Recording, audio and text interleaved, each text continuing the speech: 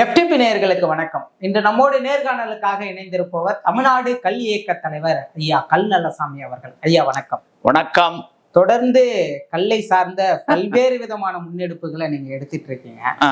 இன்று தமிழ்நாட்டுல பரவலா அதற்கான புரிதல் இருந்துட்டு இருக்கு அப்படின்னு தான் நம்மளால பார்க்க முடியும். புரிதல் வந்துகிட்டு இருக்குது, வேகமா வந்துகிட்டு இருக்குது. 2026 தேர்தல் முடிவதற்குள் ஒரு தீர்வு கிடைக்கும் என்ற நம்பிக்கை எங்களுக்கு இருக்கின்றது. ஆனா புதிய தமிழகத்தின் தலைவர் கிருஷ்ணசாமி அவர்கள் தொடர்ந்து கல்லானது எந்த மருத்துவ அமைப்பாலும் ஒரு உணவுப் பொருள் என்று நிரூபிக்கப்படல அப்படின்னு சொல்லியிருக்காரு. அதே மாதிரி உங்களுடைய மாநாட்டிற்கு அவர் எதிர்ப்பு தெரிவித்திருக்காரு.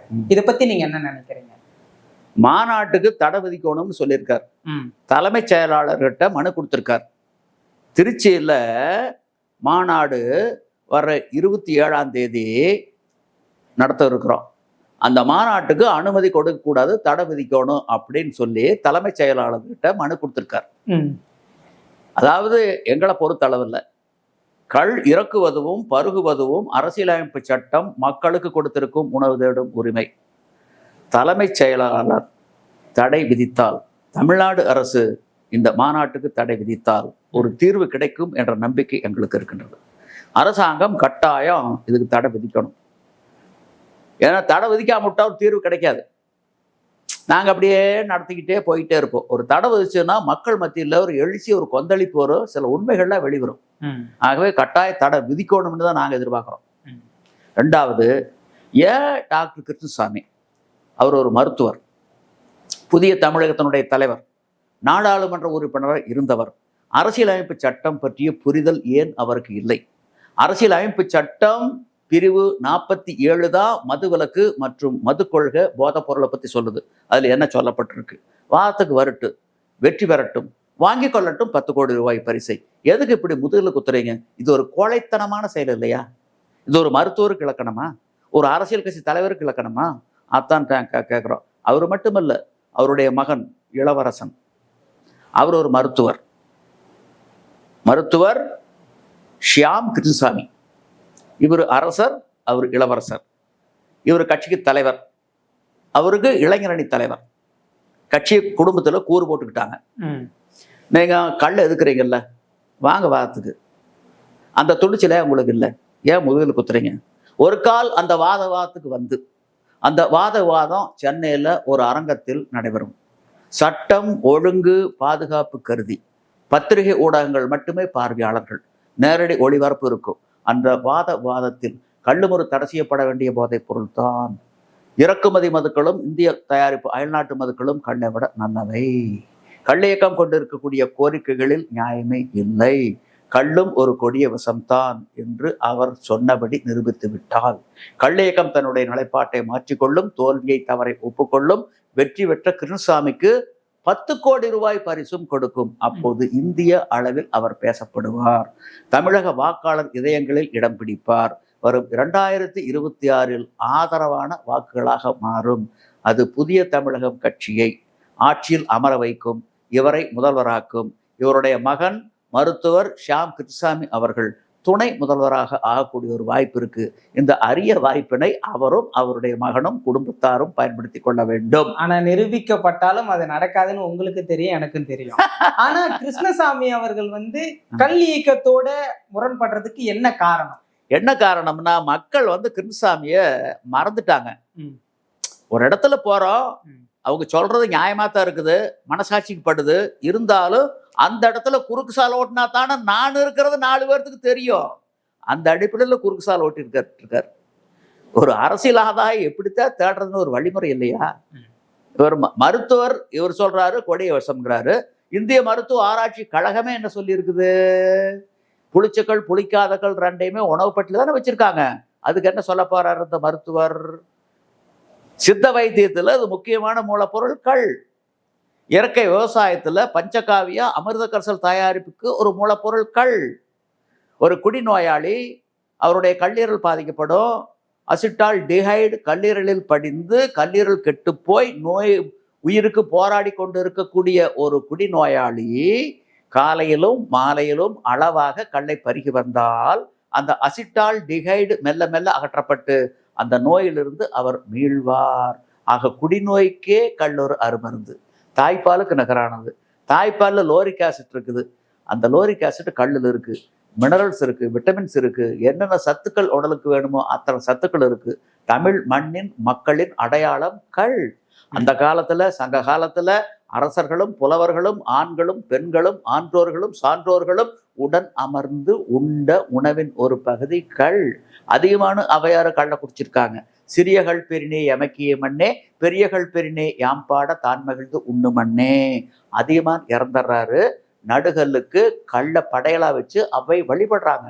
நடுகல் பீலி சூட்டி நாரறி சிறுகலம் துய்ப்பவும் கொள்வன் கொல்லோ. பரம்பு மலைக்கு தலைவன் பாரி அந்த பரம்பு மலைக்கு வரும் விருந்தினர்களுக்கு, புறவலர்களுக்கு, இரவலர்களுக்கு கள்ள வாரி வாரி வாரி வாரி வள்ளல் பாரி வழங்குவாரா. அப்படி வாரி வாரி வழங்குகின்ற பொழுது சிந்துகின்ற கல் அந்த பரம்பு மலையில் இருக்கக்கூடிய குன்றுகளை எல்லாம் ஊட்டிக்கிட்டு போகுமா. அந்த அளவுக்கு வள்ளல் பாரி வாரி வாரி கள்ள வழங்குவாரா. இவைகளெல்லாம் புறநானூற்று பதிவு. இது தெரியாமல் போனது ஏன்? இல்லை வாங்க வாரத்துக்கு. சரி, இதெல்லாம் இருக்கட்டும். வள்ளுவர் கல்லூர்னாமேன்னு சொன்னாரு, அதை பரிந்துரைக்கக்கூடியது. It is only recommendatory, not mandatory. நடைமுறைப்படுத்த வேண்டியது அரசியலமைப்பு சட்டம். அரசியலமைப்பு சட்டம் 47வது பிரிவு தான் மது விலக்கு, மது கொள்கை மற்றும் போதைப் பொருளை பற்றி சொல்லுது. என்ன சொல்லியிருக்கு வாங்க வாரத்துக்கு. அப்படி மகனு வாங்கன்னு அத்தனை பேர்த்து உங்க கட்சியில் இருக்கிறவங்க அழைச்சிட்டு வாங்க. ஒரு ஓக்கு கோருங்க, எங்க தரப்புல ஒருத்தர் மட்டும் வர்றோம். ஒலித்தக்கால் என்னாம் உவர் எலிப்பகை நாகம் உயிர்ப்பக்கெடும். ஆயிரக்கணக்கான எலிகள் ஒன்றிணைந்து வந்தாலும் நாகவாம்பு தலையை காட்டினா தூக்குனா அந்த காத்து பட்டாவே எலிகள்லாம் மடிஞ்சு போயிரு. அந்த மாதிரி நியாயம் என்ற தரப்புல இருக்கு. வாங்க வாரத்துக்கு வாங்கிக்கங்க 10 கோடி. ஏன் முதல் குத்துறீங்க? இப்படிப்பட்ட ஒரு ஒரு ஒரு தொழில் செய்யலாமா? புறங்கூறி பொய்த்து உயிர் வாழ்தலின் சாதல் அரங்கூறும் ஆக்கம் தரும். அவருக்காக வள்ளுவர் ஒரு குரல் எழுதியிருக்கார். இல்ல, இதுவரைக்கும் இந்த கல்வி இயக்கத்திற்கு பெருசா அரசியல் தலைவர்கள் ஆதரவு கொடுக்கல அப்படின்னு தான் என்னுடைய பார்வைக்கு. சீமான் அவர்கள் அண்மையில ஆதரவு கொடுத்து அந்த கல்வி ஏறி போராட்டம் பண்ணாரு.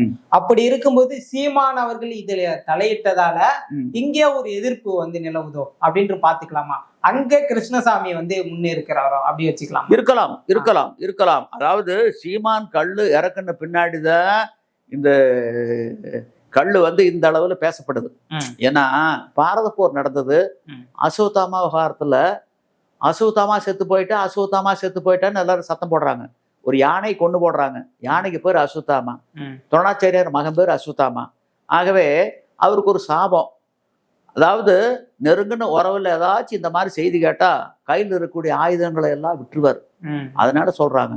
துரோணாச்சாரியார் நம்பல, அத்தனை பேரும் சத்தம் போட்டாங்க, நம்பல. தர்மர் வாயிலிருந்து வர்க்குன்னு எதிர்பார்க்கிறாரு. தர்மர் சொன்ன பின்னாடிதான் ஆயத்தை விடுறாரு, அடிச்சு எரிஞ்சிடறாங்க.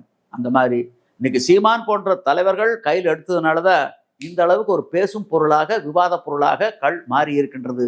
2026க்குள் நாங்கள் வெற்றி பெறுவது உறுதி. இதுல மாற்றம் இருக்காது. கல்ல மட்டும் வச்சுட்டு வெற்றி பெறுறது சாத்தியம். நீங்க அப்படி நினைக்கிறீங்க. உங்களுக்கு இள வயசு, உங்களுக்கு தெரியுமோ தெரியாதோ எனக்கு தெரியாது. பல ஆண்டுகளுக்கு முன்பு வடக்க 4 மாநிலங்கள்ல தேர்தல் நடந்தது. அந்த தேர்தல் வெற்றி தோல்வியை நிர்ணயம் செய்தது எது தெரியுமா? வெங்காய விளையாட்டம். அந்த வெங்காய விளையாட்டம் அந்த 4 தேர்தல் வெற்றி தோல்வியை மாற்றி அமைத்தது. வெங்காயமே ஒரு வெற்றி தோல்வியை மாற்றி அமைக்கின்ற பொழுது கல் ஏன் மாற்றி அமைக்க கூடாது? இது வரலாறு. புரட்டி பாருங்க கடந்த காலத்தை. எம்ஜிஆர் அவர்கள் ஒரு சட்டமன்ற தேர்தலில் ஜெயிக்கிறாரு. இடையில நாடாளுமன்ற தேர்தல் அவரு தோல்வி அடைகிறாரு. காரணம் என்னன்னா, மது விலக்கை அவரு ரொம்ப தீவிரமா ஆதரிச்ச ஒரே ஒரு காரணம். அதற்கு பிறகு இனி மதுவிலக்கு தீவிரப்படுத்தப்படாதுன்னு சொல்றாரு. திரும்பவும் சட்டமன்ற தேர்தலில் வெற்றி பெறாரு. அப்போ தமிழ்நாட்டுல இங்க மதுவிலக்குக்கு அந்த அளவுக்கு ஆதரவு இல்லைன்னு தான் நம்மளால பார்க்க முடியுது. பாருங்க, மதுவுக்கு மக்கள் அடிமை ஆயிட்டாங்க. நீங்க மற்ற மாநிலங்கள்ல இருந்த உதாரணத்தை சொன்னீங்க. நான் தமிழ்நாட்டுல உதாரணம் எப்படின்னா, மது இல்லாத நாடோ நாகரிக தொட்டிலோ இருந்ததாக வரலாறு கிடையாது. சங்க காலத்துல பாத்தீங்கன்னா பல பேர் சொல்லுவாங்க, அட அந்த தமிழனுக்கு கள்ள தவிர எதுவுமே தெரியாதப்பா. அந்த காலத்துல இவனுக்கு பீர் தெரியுமா, பிராண்டி தெரியுமா, விஸ்கி தெரியுமா, ரம் தெரியுமா, ஜின் தெரியுமா, ஓட்கா தெரியுமா, அப்படி இப்படின்னு அளப்பாங்க. தமிழ்நாட்டில் அந்த காலத்தில் இல்லாத மதுக்களே இல்லை. இறக்குமதி மதுக்களும் 2000 ஆண்டுகளுக்கு முன்பு இருந்திருக்கின்றது. இதெல்லாம் சங்க இலக்கிய பதிவு. யவனர் நன்களம் தந்த தன்கமல் தேரல்.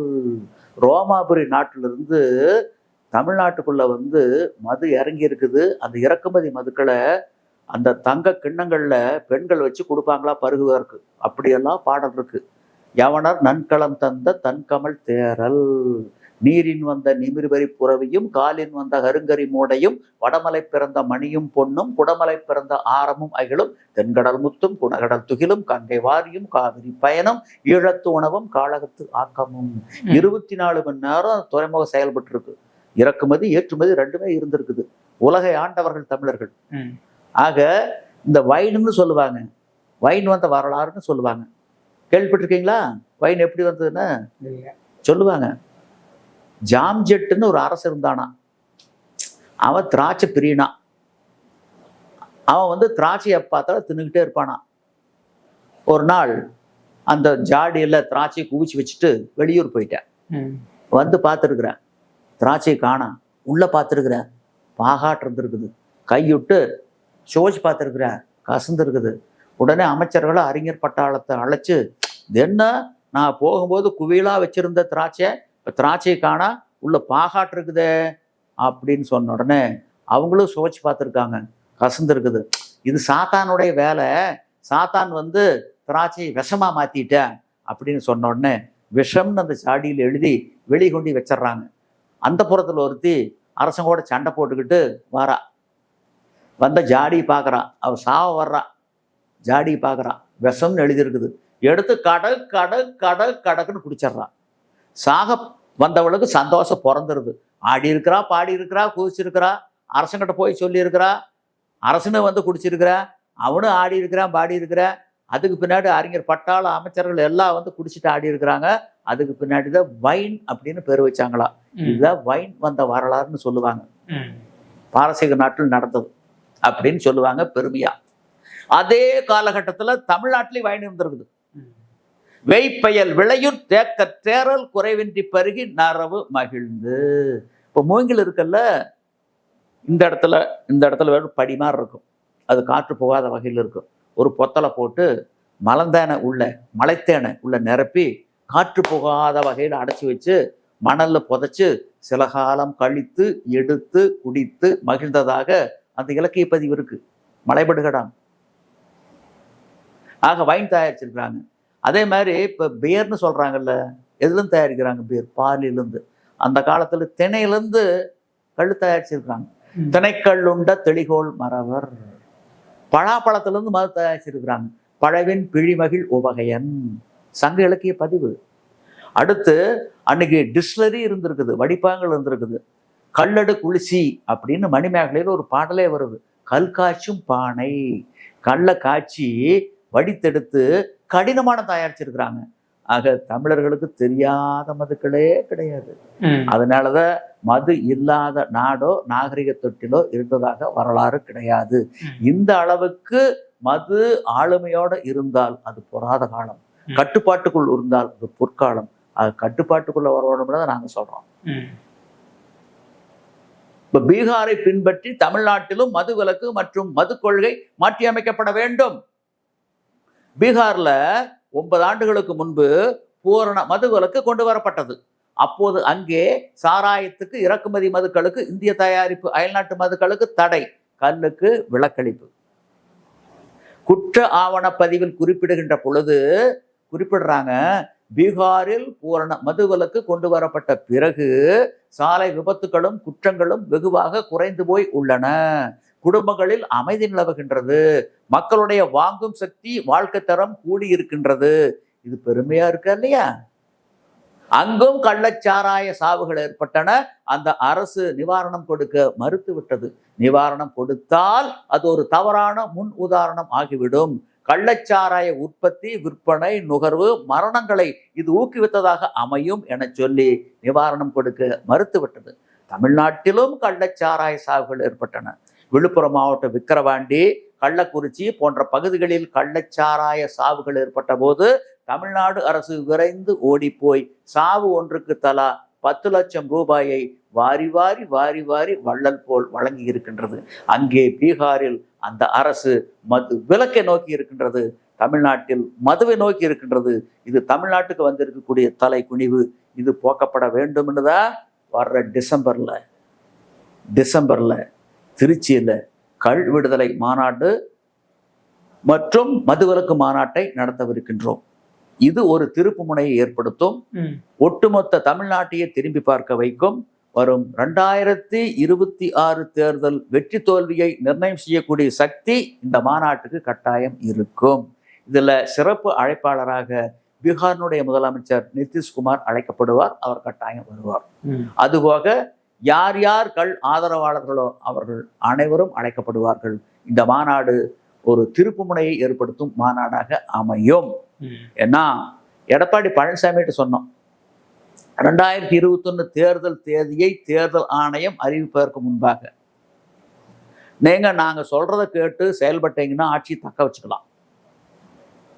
ஒரே அறிவிப்பு, தேர்தல் தேதியை தேர்தல் ஆணையம் அறிவிப்பதற்கு முன்பாக பனை தென்னை ஈச்ச மரங்கள் இருந்தால் அவற்றிலிருந்து நீராவாகவோ கல்லாகவோ பதநீராகவோ இறக்கியும் குடித்தும் விற்றும் கொள்ளலாம்.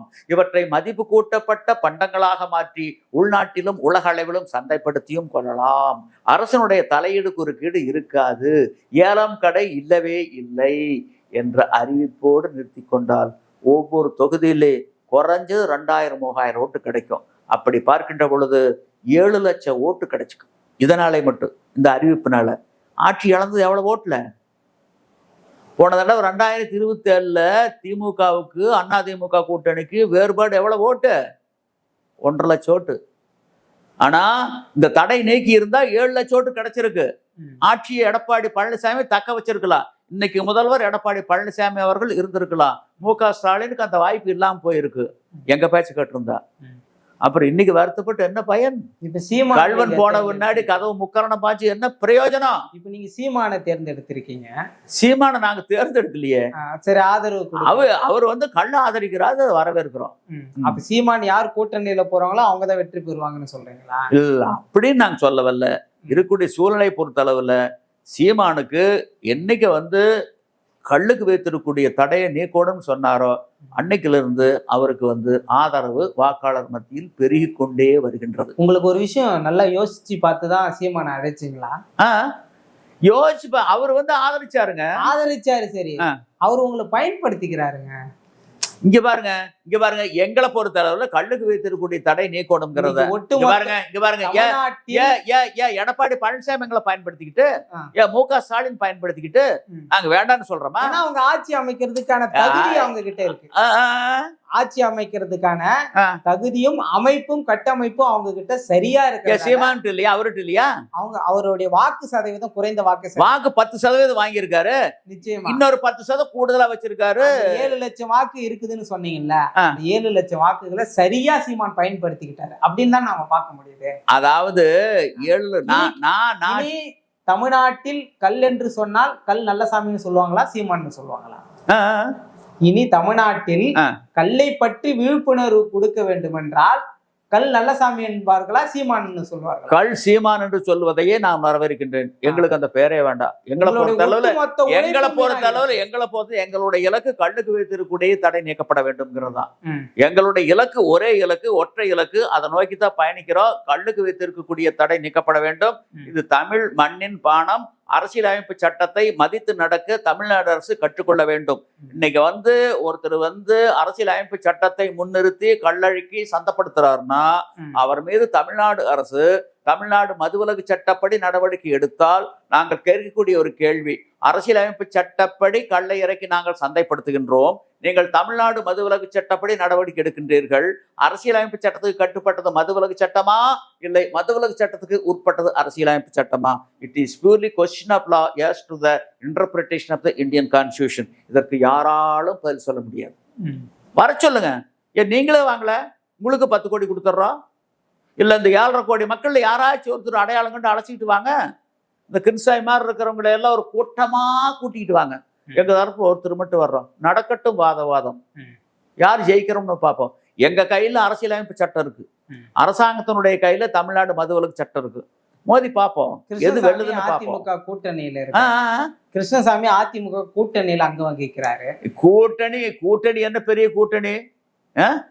என்ன பலன்? நான் கூட்டணிங்கிறது அணி மாறுவாங்கல்ல, இப்ப என்னத்த போய் கூட்டணி அப்படியே நிரந்தரமா இருக்காங்களா? அப்ப எதற்காக இப்ப கல்நலசாமி விளக்கொளியும் வேசையர் நட்பும் இரண்டும் துலக்கர நாடின் வேறல்ல, விளக்கொளியும் நெய்யகற்றகனே அருமே அவரும் கையகற்றகனே அரும்.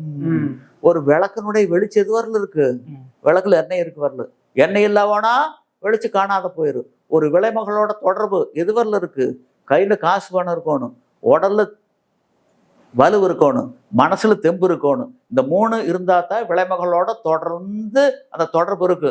இல்லாவோனா தொடர்பு அருந்து போயிடும். அதே மாதிரி ஒரு கட்சியோட கூட்டணி இருக்காங்கன்னா அந்த கட்சிக்கு கணிசமான வாக்குகள் இருக்கணும். கொள்ளையடிச்சு குவிச்சு வச்சிருக்கக்கூடிய பணம் கொட்டி கிடக்கணும். இந்த 2 இருந்தா கூட்டணியில சேர்த்துவாங்க.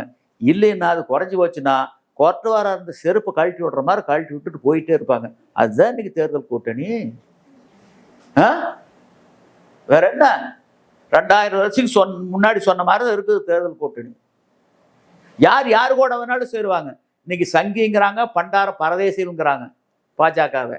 அதே கலைஞர் வாஜ்பாய் இருந்த காலத்துல அங்க மாலையில டெல்லியில காங்கிரஸோட பேசும்போது பண்டார பரதேசிகள்னு பாஜகவை கண்டபடி திட்டுறாரு. காலையில பார்த்தா அதே பாஜகவோட கூட்டணி. இதுக்கு என்ன சொல்றீங்க? அது கொள்கை கூட்டணி இல்ல, கொள்கையா? கொள்கைங்கிறது கோவணத்துணி நூல் அளவு கூட கிடையாது. கொள்கைங்கிறது ஒற்றை இலக்கு நோக்கி தான் பயணிக்கிறாங்க. இன்னைக்கு எடப்பாடி பழனிசாமி அவர்கள் ஒரு பயணம் போறாருல, சுற்றுப்பயணம்.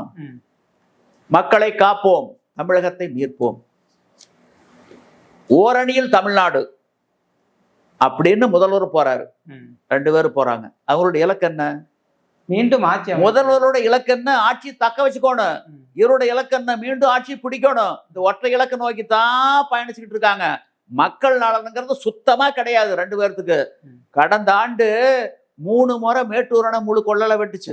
இருந்தாலும் குறுவு சாகுபடி சாத்தியம் இல்லை. கடந்த ஆண்டு 63 TMC கடலுக்கு போயிருக்குது. அதே மேட்டூர் சரபங்கா திட்டத்தை நிறைவேற்றி இருந்தால், மேட்டூர் காவிரி குண்டாறு வைகை இணைப்பு திட்டத்தை செயல்படுத்தி இருந்தால், அதே மாதிரி கடலூர் மயிலாடுதுறை அந்த தடுப்பு அணைகளை கட்டி இருந்தால் ஒரு சொட்டு கூட போயிருக்காது. நிலத்தடி நீர் செறிவூட்டப்பட்டிருக்கும், மழைநீர் அறுவடை நடந்திருக்கும். அதை பத்தி யாராச்சும் சட்டப்பேரவையில் பேசுனாங்களா? எதிர்கட்சி ஆளுகின்ற கட்சி இல்ல பாராளுமன்றத்தில் குரல் கொடுத்தாங்களா அந்த 39 பேரு? இல்லையே. நடப்பாண்டுல மேட்டூர் அணை நிரம்பி 2 முறை நிரம்பி இப்போ உபரி நீர் கடலுக்கு போயிட்டு இருக்குது. இன்னைக்கும் போயிட்டு இருக்குது. ஆனா கடக்கோடிக்கு தண்ணி போகல. 1 மாசத்துக்கு மேல ஆச்சு தண்ணி திறந்து. இருந்தாலும் கடக்கோடிக்கு போகல. தூர்வாரம்னு சொல்லி போட்டு பணத்தை எல்லாம் வாரிக்கிட்டாங்க. அதனுடைய வெளிப்பாடு கடைக்கோடிக்கு போகல. விளைநிலம் பூரா வானபார்த்த பூமியா இருக்குது. சமுத்திரத்துக்கு தண்ணி போயிட்டு இருக்குது. என்ன நாடு, என்ன நீர் நிர்வாகம்? தேவையற்ற இலவசங்களை முன்னிறுத்த வேண்டியது, மக்களுடைய அறியாமை அறுவடை பண்ண வேண்டியது, அதன் மூலம் ஆட்சியை பிடிக்க வேண்டியது, ஆட்சியில் அமர வேண்டியது, அரிதாரம் பூச வேண்டியது, அகப்பட்டதை சுருட்ட வேண்டியது, உலக பணக்காரர் பட்டியலில் தன்னுடைய குடும்பத்தை கொண்டு வர வேண்டியது. அந்த ஒற்றை இலக்கை நோக்கித்தான் அரசியல் கட்சி தலைவர்கள்லாம் வேகமாக பயணிச்சுக்கிட்டு இருக்காங்க. அவங்களுடைய இலக்கே ஒற்றை இலக்கு: கொள்ளையடிப்பது, குவிப்பது, உலக பணக்காரர் பட்டியல் தன்னுடைய குடும்பத்தை கொண்டு வருவது. நிச்சயமா கல்லை பற்றிய மிக தெளிவான உங்க விளக்கங்களை சொன்னீங்க. நாம மேலும் ஒரு காணொலியில் சந்திக்கலாம். நன்றி.